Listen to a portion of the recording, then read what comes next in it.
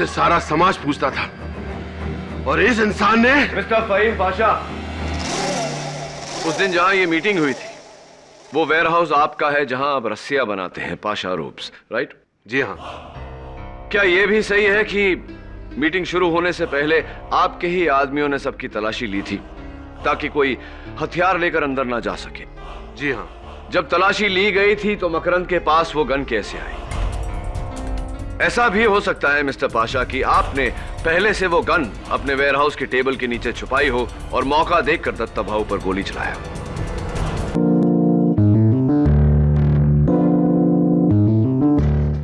दत्ता भाऊ, आज हम सब लोग यहाँ जो मीटिंग के लिए आए, जो आदमी से मैं मिलाने को आया, वो ये मेरा दोस्त डेविड सेल्गाडो गोवा से आया है। ये बोला इसके पास हम सभी के लिए एक प्रॉफिट का धंधा है। हाँ भाऊ, मेरा रशिया में एक कांटेक्ट है, हथियार का फैक्ट्री है उसका। वो मेरे को रशिया का लेटेस्ट बंदूक के कंसाइनमेंट मुंबई भेजना चाहता है। बहुत फायदा है उसमें, कम से कम 60% का। अच्छा माइला, 60%? आओ, इतना रोकना तो अपन के किसी भी धंधे में नहीं है। अपनी तो हाँ है बाप, क्या बोलता है ना?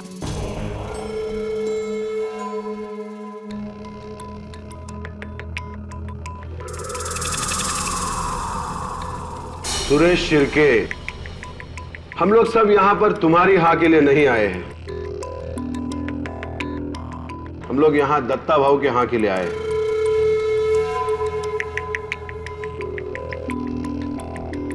पूरा अंडरवर्ल्ड जानता है इस शहर में दत्ता भाऊ की मर्जी के बगैर कुछ नहीं हो सकता।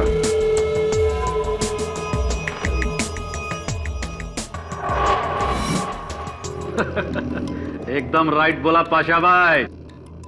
दत्ता भाऊ तो गरीब लोगों के लिए गॉड है, गॉड। और हम साला लोग शैतान, रावण। मेरे को तो ये डील करने का। हे मकरंद, तुम क्यों चुपचाप बैठा है, कुछ बोलता नहीं? मैं क्या बोलूं? आपकी क्या राय है दत्ता भाऊ? राजन और सिलगाड़ो को आप इस शहर में विदेशी हथियार लाने की इजाजत देंगे?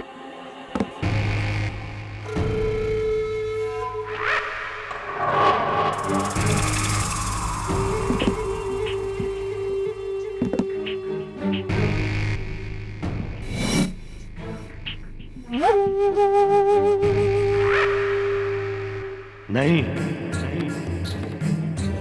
हरगिज नहीं।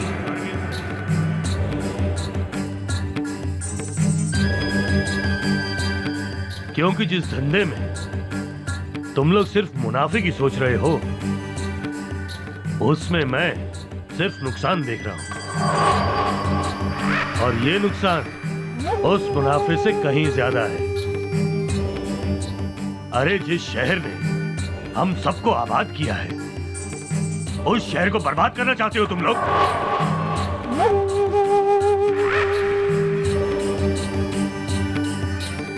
और ये इसका रूसी साथी निकोलाई, जो सिर्फ हथियार ही नहीं आरडीएक्स भी बनाता है, और इस सिलगाडो का मेन प्लान यही है।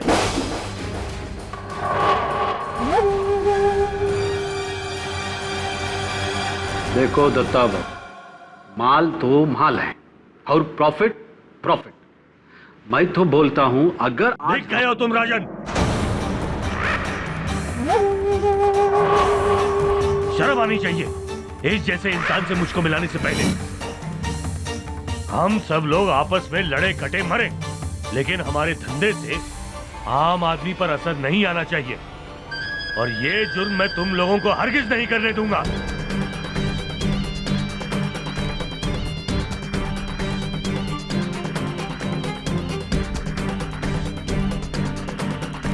ये काम तो होके रहेगा दत्ता भाऊ, आपके रहते हुए या आपके... गोवा छाप, तेरे को मालूम है किससे बात कर रहा है?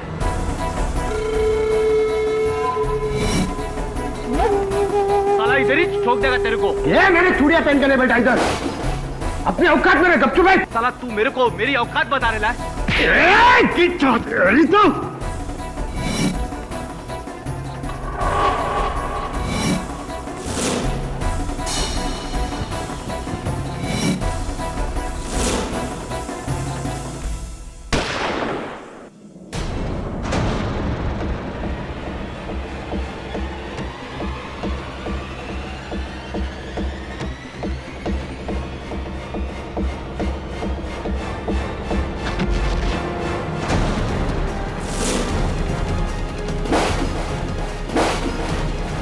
दत्ता भाऊ, दत्ता भाऊ, दत्ता भाऊ, गोली, गोली, दत्ता भाऊ को गोली मारा। कौन गोली मारा दत्ता भाऊ को? तूने मारी? ए, क्या बात कर रहा है पासा? सिलगाड़ो, तूने तो अभी उनको धमकाया था। तूने गोली मारी होगी। नहीं नहीं नहीं नहीं। तो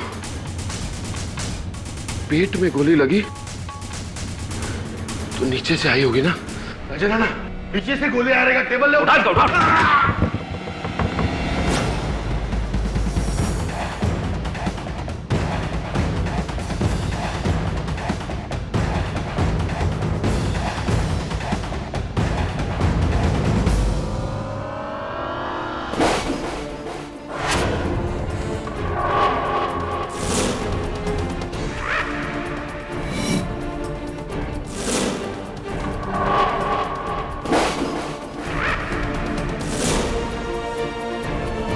मकरन, नहीं मकरन, तूने गोली चलाई? नहीं, मैंने नहीं मारा। तो ये गन कैसी? ये गन मेरा नहीं है। ये मकरन तुम मारा? ये पिस्तौल मेरा नहीं है, मैंने नहीं मारा भाव को। ये तेरी तेरा ही गन है अन्ना, यही भाव को टपकाया है। मैंने नहीं मारा। तू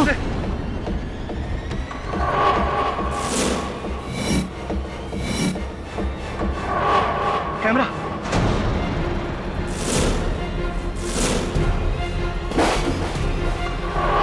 अन्ना, ये कैमरा। तू ये सब टेप कर रहा था? तुम रिकॉर्ड किया है? यही तुम्हारा साला। कौन है तू? बोल।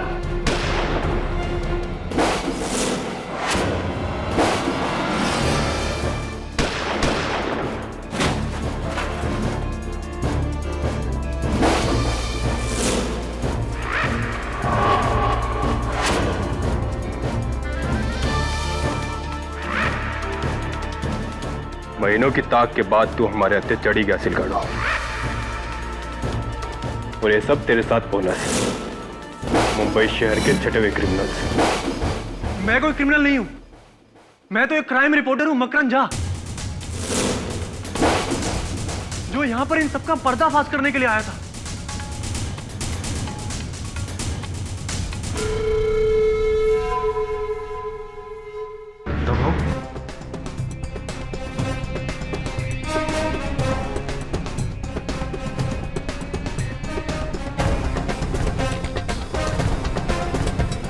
किसने मारा इन्हें? इस असीन के साहब ने। नहीं साहब, मैंने नहीं मारा है, मैंने नहीं मारा है किसी को साहब।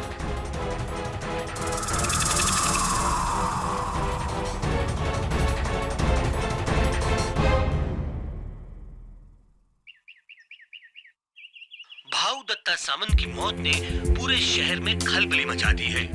हजारों की तादाद में उनके समर्थक और चाहने वाले सड़कों पर तोड़फोड़ कर रहे हैं। पूरे शहर में कर्फ्यू लगा दिया गया है। लोगों के लिए दत्ता भाऊ किसी मसीहे से कम नहीं थे। और अब अन्य समाचार। मकरन से मैं हमेशा यही कहती थी कि ये स्टिंग ऑपरेशंस तुम्हें एक दिन बहुत बड़ी मुसीबत में डाल देंगे, लेकिन उसे करप्शन और क्राइम को जड़ से मिटाने का भूत सवार था। तो कितने समय से वो इस गैंग में काम कर रहे थे अंडरकवर? 6 महीनों से। वो तो राजन के धंधे का पर्दाफाश करना चाहते थे। दत्ता भाऊ को मारकर और शहर से दुश्मनी लेकर उन्हें क्या मिलने वाला था? क्यों मारेंगे वो दत्ता भाऊ को? सर, वो तो एक रिपोर्टर है, कोई क्रिमिनल नहीं, खूनी नहीं सर।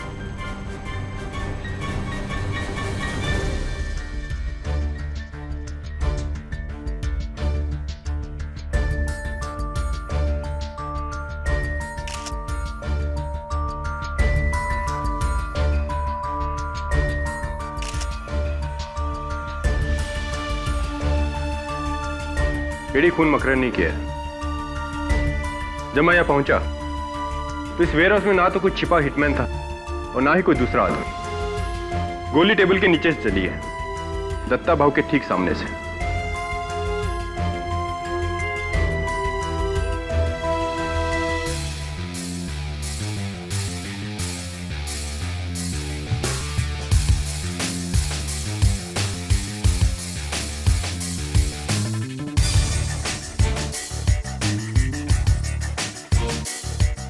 इस टेबल के नीचे तुम्हें क्या मिला केडी?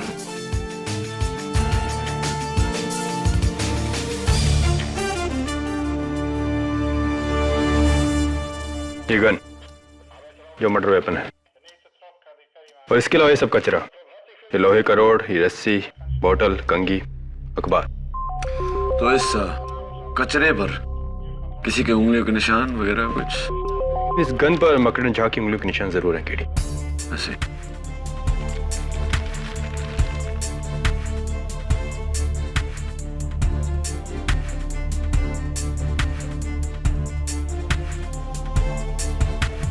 क्या है केडी?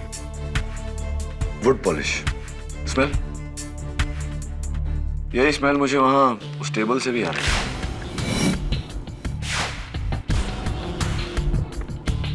ये रस्सी? बाकी सामान का जांच होना बाकी है। फॉरेंसिक से पहले तुम इसे नहीं छू सकते। ओके। आज का ये मुकदमा क्राइम की दुनिया के नामचीन मुजरिमों को लेकर है। इसलिए अदालत ने फैसला लिया है कि ऐसी नाजुक स्थिति में आवाम को इस हियरिंग से दूर रखा जाएगा। ये एक स्पेशल क्लोज डोर हियरिंग, जहां सिर्फ मुजरिम और कानून के पहरेदार मौजूद रहेंगे। Let the proceedings.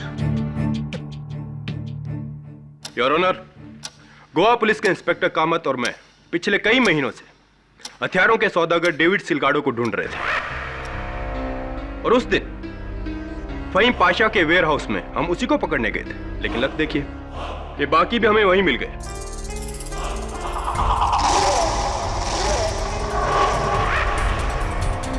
और वहां हमें मिली दत्ता भाऊ की लाश। उनके पेट में गोली का जख्म था। इंस्पेक्टर दवे, उस वेयर हाउस में और कौन था? कोई छुपा हुआ शूटर, कोई हिटमैन? जी नहीं, सिर्फ 2 बॉडीगार्ड्स हाथ में गन लिए दत्ता भाऊ के पीछे काफी दूर खड़े थे, और ये 4 गैंगस्टर टेबल पे थे मकरन के साथ। इसके अलावा वहां कोई नहीं था। तो जाहिर है कि खून उन 2 बॉडीगार्ड्स ने नहीं किया होगा। और कत्ल का हथियार ये गन है इंस्पेक्टर दवे?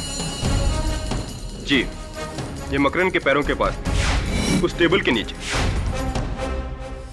और इस पर मकरन की उंगलियों के निशान भी हैं।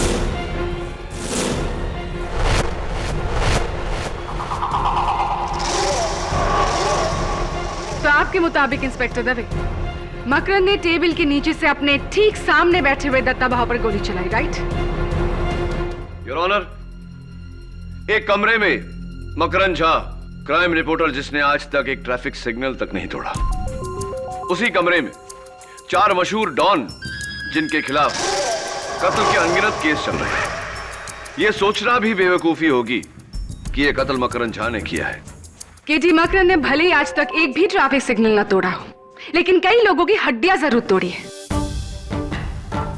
किराना, सायन पुलिस स्टेशन में मकरन पर एक केस दर्ज है। ये रहा उसका सबूत, जहां उस पर अटेम्प्ट टू मर्डर का इल्जाम लगाया गया है। ये काम मुझे करने पड़े थे जब मैं राजन अन्ना के गैंग में अंडरकवर था।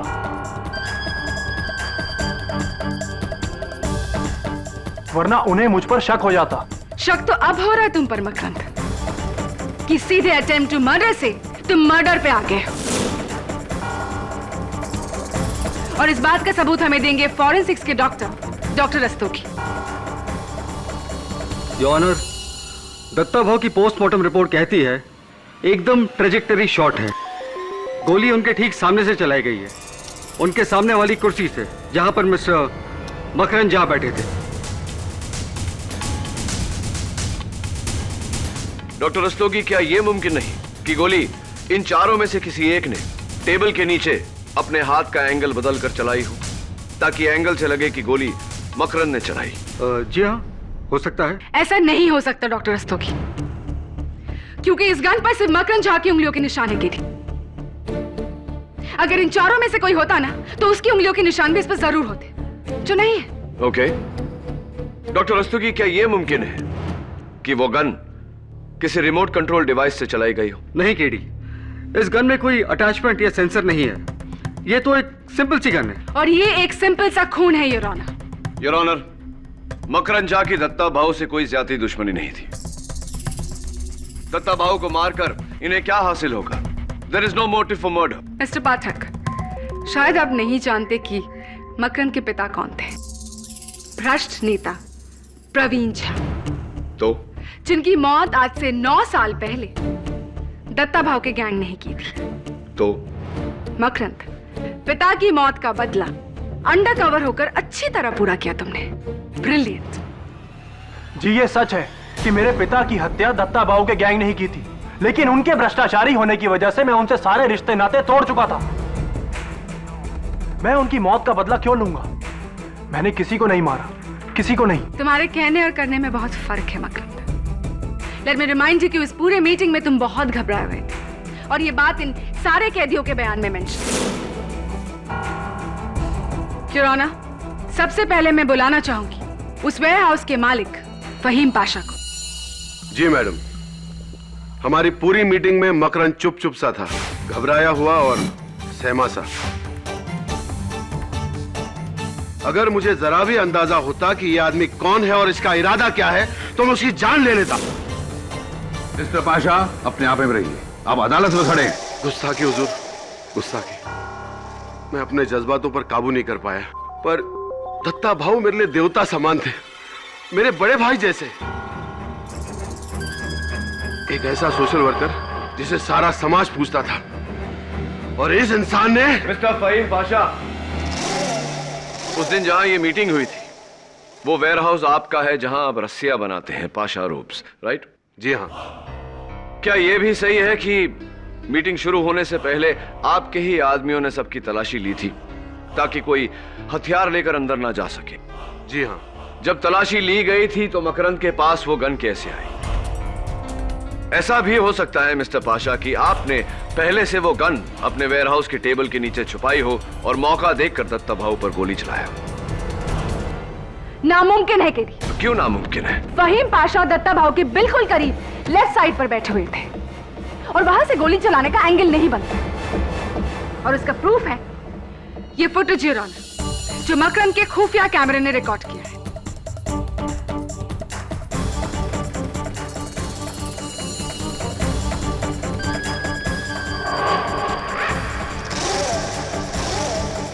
प्रोसिक्यूटर साहिबा, जब कत्ल का इरादा हो तो इंसान मौका ढूंढ ही लेता है। मिस्टर पाशा, दत्ता भाऊ की मौत के बाद पुलिस ने उनकी गाड़ी की तलाशी ली और गाड़ी के नीचे से यह रिमोट कंट्रोल बम मिला, और मुझे पूरा यकीन है कि यह बम आप ही ने अपने देवता समान भाई की गाड़ी के नीचे लगवाया था।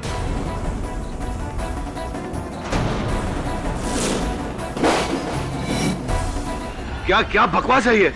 क्या सबूत है आपके पास वो बम मैंने लगवाया है?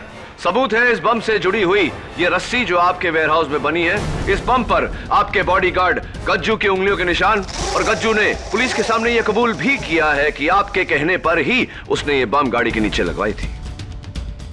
जी हाँ, मैं दत्ता भाऊ को मारना चाहता था।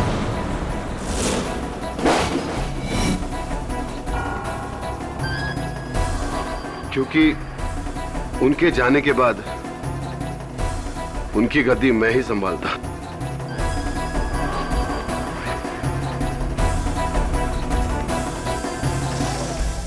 लेकिन इस इंसान ने मुझे बचा लिया एक गुनाह करने से। दत्ता भाऊ को मेरे पहले मारकर। शुक्रिया मेरे दोस्त, तुम्हारा एहसान मैं नहीं भूलूंगा।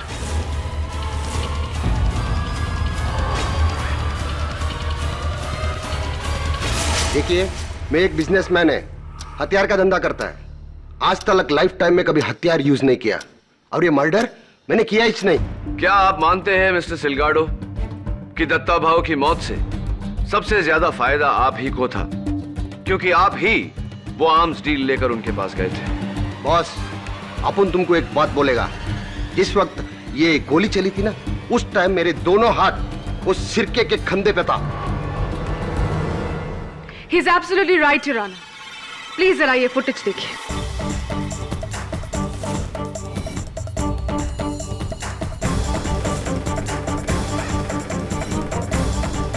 इसीलिए ऑनर डेविड सिल्गारो का गोली चलाने का तो सवाल ही पैदा नहीं होता। मैडम सही बोलता है, गोली इसने चलाई थी क्योंकि पाशा शेख के वेयरहाउस में आते टाइम इसने अपनी शर्ट में गन छुपाते हुए मैंने देखा था।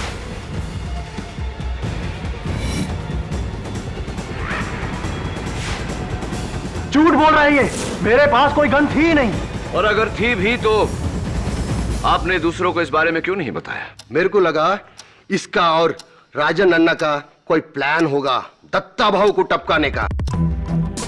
इन दोनों का लफड़े में मेरा फायदा होने वाला था और वही छुआ, लेकिन पुलिस बीच में आकर पूरा गेम बिगाड़ दिया। योर ऑनर, मेरे अगले विटनेस मिस्टर शिर्के।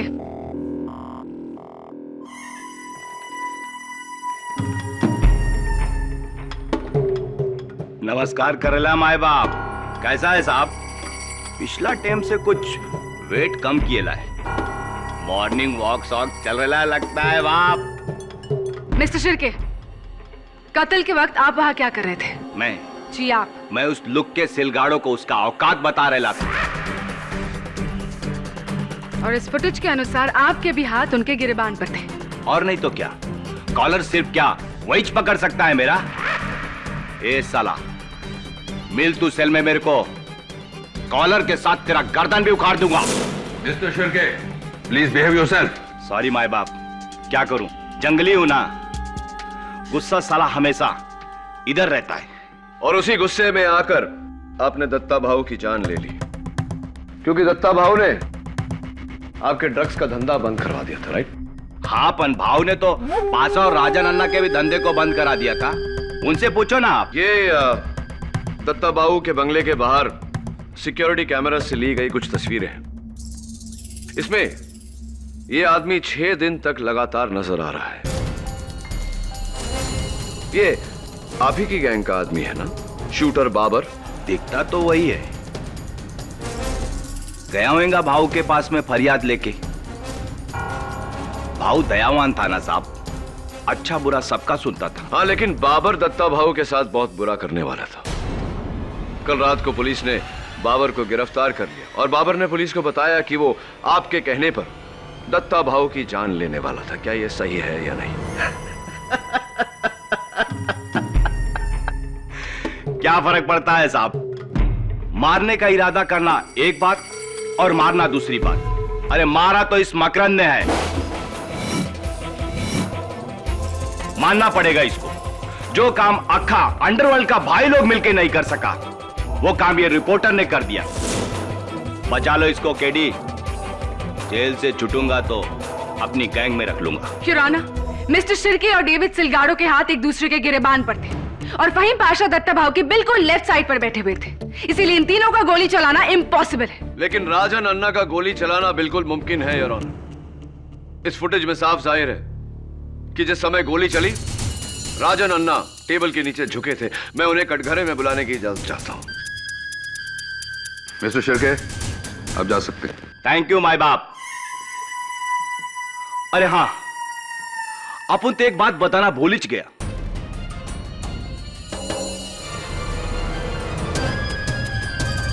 ये जो गन है ना, राजन अन्ना का है।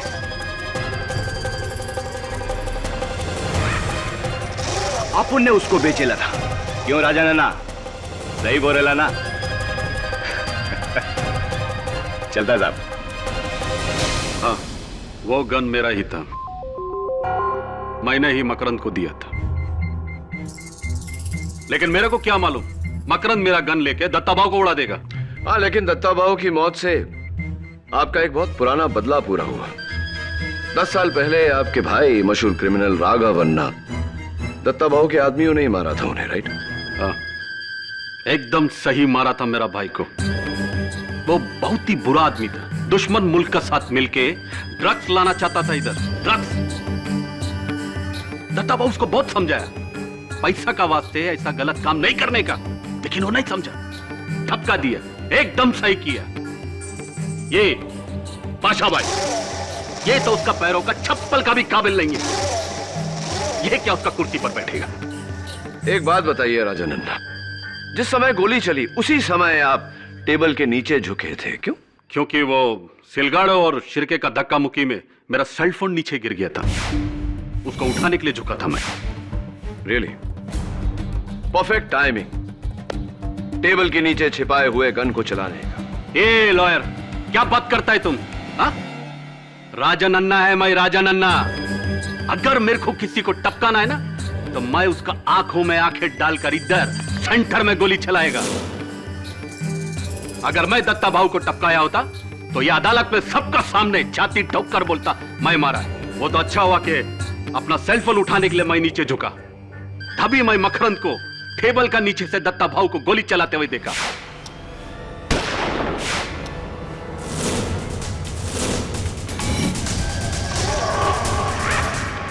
देखा मैं, हाँ यही मारा दत्ता भाऊ को। नहीं, ये मुझे फंसा रहा है। चुप! मैं तुमको फंसा रहा है कि तुम मेरे को फंसा रहा है? हाँ? मेरा गैंग में मेरा आदमी बनकर मेरा गेम बजाने का सोचा? जाओ, सीधा जेल जाओ अभी। जुराना, राजन अन्ना की आखिरी गवाही बिना किसी शक के ये साबित करती है कि मकरंद झा ने ही दत्ता भाऊ का खून किया है।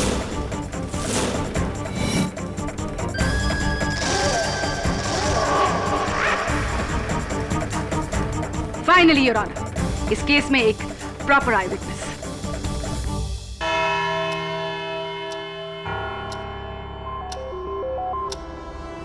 The court is adjourned.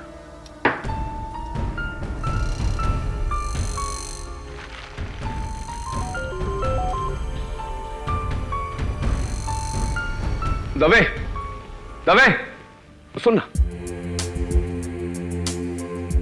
Dave, वो जो बाकी का एविडेंस था वो तुमने बोला था जमा होगा, लेकिन हुआ नहीं। कहाँ है वो सब? वो सब कचरा, वो टूटी हुई कंगी बोतल, वो सब। हाँ केडी, वो सब तो बेकार है। फॉरेंसिक स्कोर से कुछ नहीं मिला। अच्छा, तो ये कचरा अगर तुम्हारे लिए बेकार है तो कैन आई हैव इट? मुझे मिल सकता है? ठीक है, ठीक, मैं पिकअप करवा लूँगा।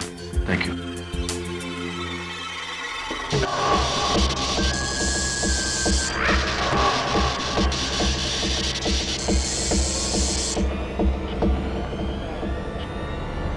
ए पांडु, अरे लाइट ऑन ऑफ क्यों रे ला बाप?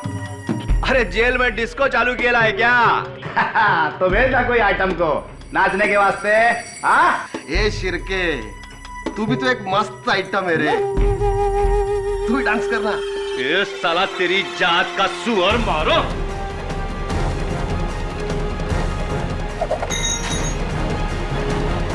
तेरी तो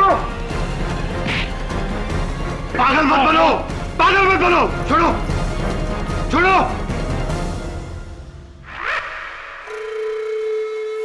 हट साला, अपन बेकार का गोवा से इधर को आया और तुम लोगों की वजह से अपन पकड़ा गया। तुम्हारी वजह से हम लोग पकड़े गए। पुलिस उस दिन तुम्हें तलाशने वहां आई थी। पाशा भाई, पुलिस का पास हम लोग का कोई भी सबूत नहीं है, और अगर है तो वो सिर्फ मकरंद के पास है। और जिस दिन मकरंद को फांसी का सजा हुआ, उसका अगला दिन हम सब लोग फ्री। आना ठीक बोल रहा है। फिर अपन लोग जो मर्जी चाहे कर सकता है, कोई भी रोकने टोकने वाला नहीं। दत्ता भाव भी नहीं। ए अन्ना, अरे साला तूने सच्ची में मकरंद को गोली मारते हुए देखा या फिर दुश्मनी निकाल रहा है उससे बाप? हाँ? नहीं, हम तो बस दोस्ती निभा रहा हूं असली खूनी के साथ। तो तू जानता है कि खून किसने किया था? वो दिन टेबल का नीचे मैं देखा गोली कौन चलाया। अच्छा, किसने? लगता है पाशा भाई, अब मेरे को उसका नाम बताना ही पड़ेगा। हाँ तो बोलना, डरता है क्या? ये राजा नन्ना किसी का बाप से नहीं डरता है। वो गोली उस दिन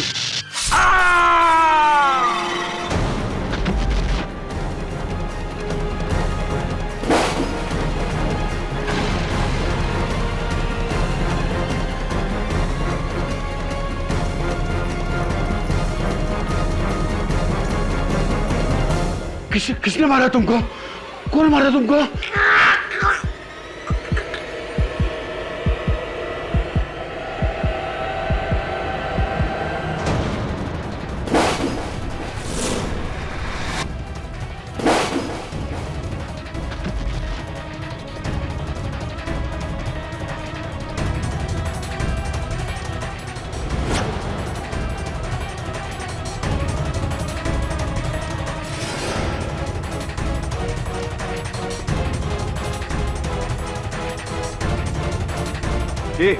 ए साला, मेरे को क्या देख रहे लबा?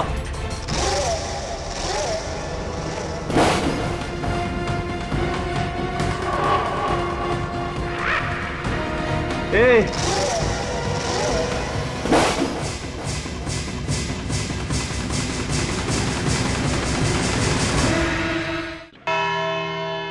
मां कसम, अपन राजा नन्ना को नहीं मारा। मानता ये औजार अपन का है। अपन ने गुस्सा में आके सिलगाड़ों पर फेंक कर मारा। उसी ने राजा नन्ना को मारा होगा। ये बताइए मिस्टर शिर्के कि राजा नन्ना के कत्ल के पीछे कारण क्या था? क्या वो ऐसी कोई बात जानता था जिससे आप तीनों को खतरा था?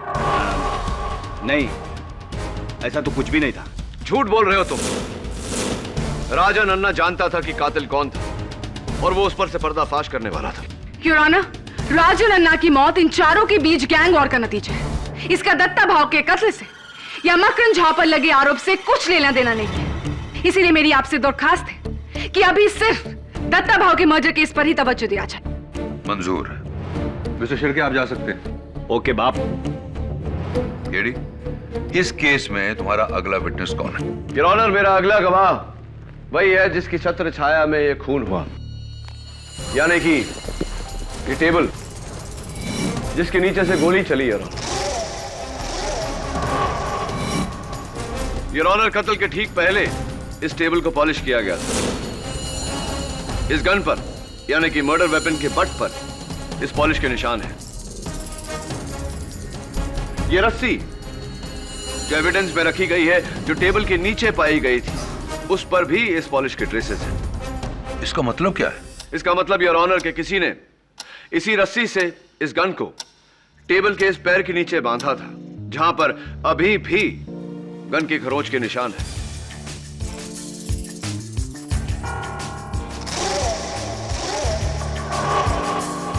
कातिल ने इस गन को यहां बांधा और वो रस्सी ट्रिगर होल से गुजरती हुई उसके हाथों तक पहुंची, जिसे खींचकर उसने उस गन को चलाया और दत्ता भाव की जान ली। योर ऑनर, केटी की थियरी बचकानी है।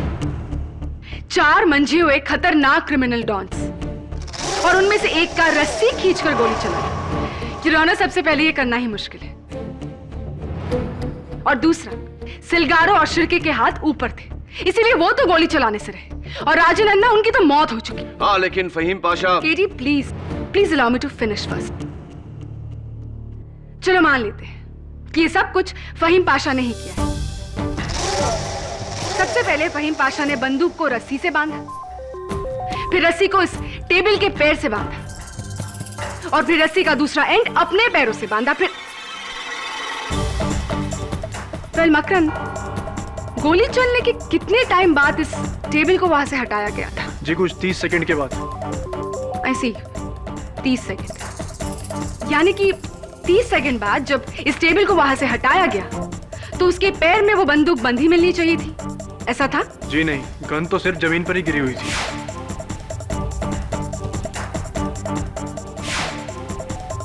केडी 30 सेकंड के कम टाइम में खूनी गन और रस्सी को कैसे अलग कर सकता था? उसके पास इतना टाइम ही कहा था कि वो सारी गांठें खोले, रस्सी को अलग करे, गन को अलग करे। It's practically impossible. केडी, तुम्हारी थियरी बेकार है। टेबल के पैर पर गन के निशान, रस्सी और गन पर पॉलिश के निशान, इससे तुम्हारी दलील का कुछ कुछ अंदाजा जरूर होता है केडी, लेकिन प्रणाली के सवालों का जवाब दिए बिना तुम इस दलील को आगे नहीं बढ़ा सकते। अनफॉर्चुनेटली योर ऑनर, इस समय मेरे पास प्रोसिक्यूशन के सवालों का कोई जवाब नहीं। लेकिन अगर मुझे एक दिन की मोहलत दी जाए तो मैं इसे साबित कर दूंगा। ठीक है, कल सुबह 11 बजे इस अदालत में हम फिर मिलेंगे। लेकिन याद रहे, अगर कल तुम्हारे पास जवाब नहीं हुआ तो यह केस प्रोसिक्यूशन के पक्ष में जाएगा।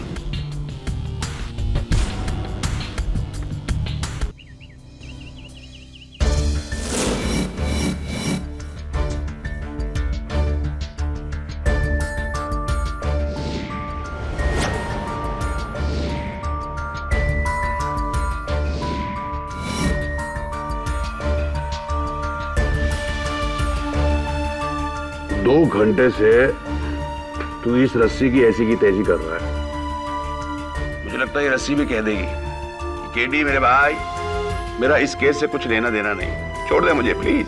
जुल्मिल ये देखिए पूरी रस्सी गंदी है, लेकिन इन 3 जगहों पर ये रस्सी साफ है, समझा? केडी इससे क्या साबित होता है? मेरी समझ से टोटली बाहर है। तेरी समझ के तो बाहर ही होगा। इसका मतलब ये होता है कि इन 3 जगहों पर रस्सी को नॉट बांधकर यानी कि गांठ बांधकर रखा गया था, इसलिए यहां से गंदी नहीं हुई, समझा भी? और 30 सेकंड में तीनों गांठें भी खोल दी। कम ऑन केडी, छोड़िए रस्सी को, वरना ये रस्सी तेरे क्लाइंट के लिए फांसी का फंदा बन जाएंगी। चल कुछ और करते हैं। बात तो तेरी सही है, कभी कभी समझदारी की बात कर लेता है तू। अब ये केस की गुत्थी तभी सुलझेगी जब इस रस्सी की गुत्थी सुलझेगी। 30 सेकंड में 3 नॉट खुले कैसे?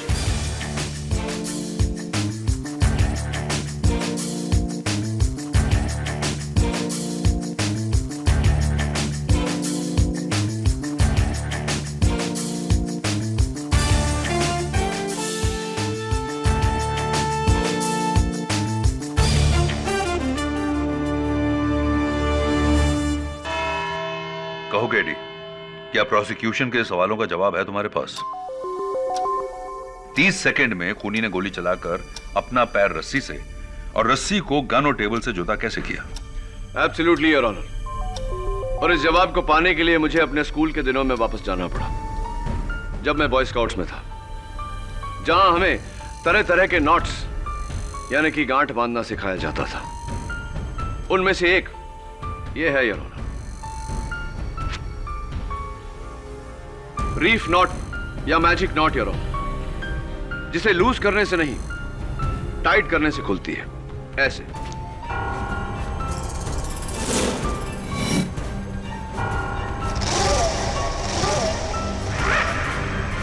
योर ऑनर, एविडेंस में रखी हुई रस्सी के 3 जगहों पर निशान होना इस बात का संकेत है कि उन्हीं 3 जगहों पर बिल्कुल ऐसी ही गांठ बांधी गई थी, यानी कि मैजिक नॉट्स। मैं अदालत को बताना चाहूंगा कि कैसे और कहां यह गांठ बांधी गई थी।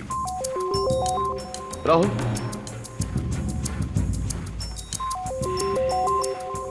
Gun and stop watch please. सबसे पहले योर ऑनर, रस्सी में पहली गांठ से गन को टेबल के पांव पर बांधा गया।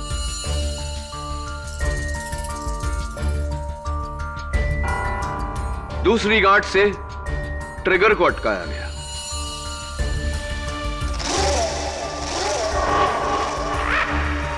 और तीसरी गांठ से योर ऑनर, रस्सी को कातिल के पैरों में अटकाई गई थी। तभी प्लीज। अब देखिए योर ऑनर, पहली बार खींचने से ट्रिगर दबा, गोली चली और गांठ खुला। दूसरी बार खींचने से गन जमीन पर गिरा और तीसरी गांठ छोर को पांव के नीचे दबाकर और रस्सी जमीन पर टेबल के नीचे जहां मौका वारदात पे पाई गई। तवे कितना समय हुआ? 16 सेकंड।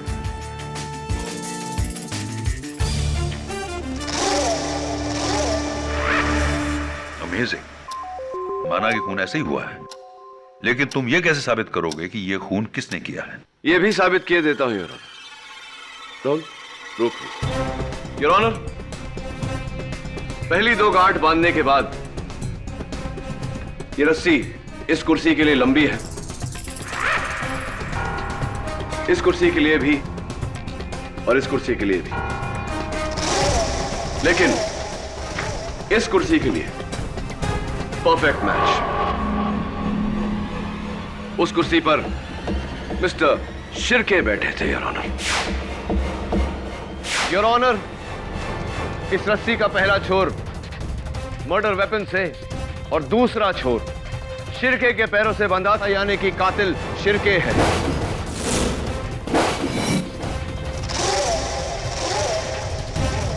ये सब बकवास है, बकवास। अपन भाई है, भाई। ये रस्सी उस्सी लेकर अपन किसी का खून नहीं करेगा। अरे अपन को मारना होगा तो सामने से ठोक देगा। और हाँ, ये गांठ वोट बांधना अपन को नहीं आता। तुमसे अच्छा जाल बुनना किसे आता होगा मिस्टर शिर्के? 10 साल तक तुम एक मछुआरे थे, जाल बुनने के एक्सपर्ट।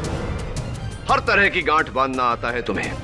अब बताओ अदालत को, क्यों मारा तुमने दत्ता भाव को? क्यों मारा तुमने राजन अन्ना को? बोलो।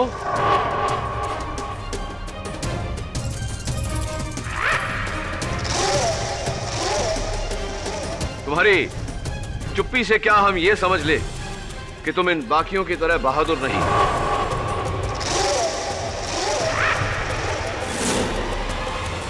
भाई नहीं, डरपोक हो, कायर हो तुम।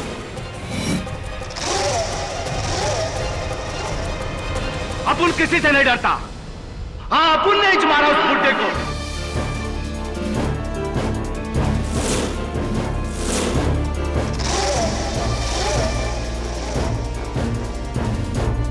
साला जब से सुधरा अपन के धंधे की वाट लगा डाला, अपना आधा धंधा बंद करवा दिया। इसलिए यह जामा आइला उसका रिटायर होना जरूरी था। अपन ने मकरंद की रिवॉल्वर को चुरा कर पासा भाई के गोडाउन में वो रस्सी की सेटिंग किया, ताकि इल्जाम उस पर लगे जो उस कुर्सी पर बैठे।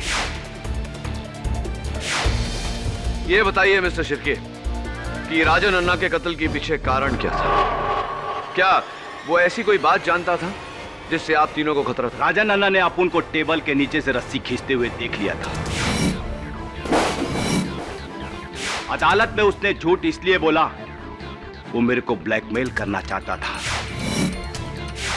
मेरा आधा धंधा के लिए। जब मैंने उसको ना बोला तो सबके सामने मेरे बारे में बोलने की धमकी दी। इसलिए अंधेरे का फायदा उठाकर अपन उसको उधर ही ठोक डाला। अपन ने ही दोनों खून किया है जज साहब। मकरंद बेकसूर है। मुलजिम सुरेश शिर्के के इकबाल जुर्म के बाद यह अदालत उसे भाव दत्ता साटम और राजन रेड्डी के कत्ल के जुर्म में उम्र कैद की सजा सुनाते हुए मकरंद झा को बाइज्जत बरी करती है।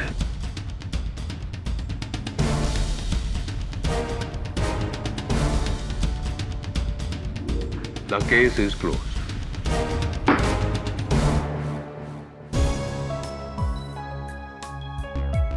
मुबारक हो। कमाल कर दिया केडी आपने। एक रस्सी के बलबूते पर पूरा का पूरा केस सॉल्व कर दिया। Thank you KD, thank you so much. You welcome. वैसे एक बात पूछनी थी आपसे। पूछो। केडी का मतलब क्या है? What does this KD stand for? हाँ, KD stands for Justice.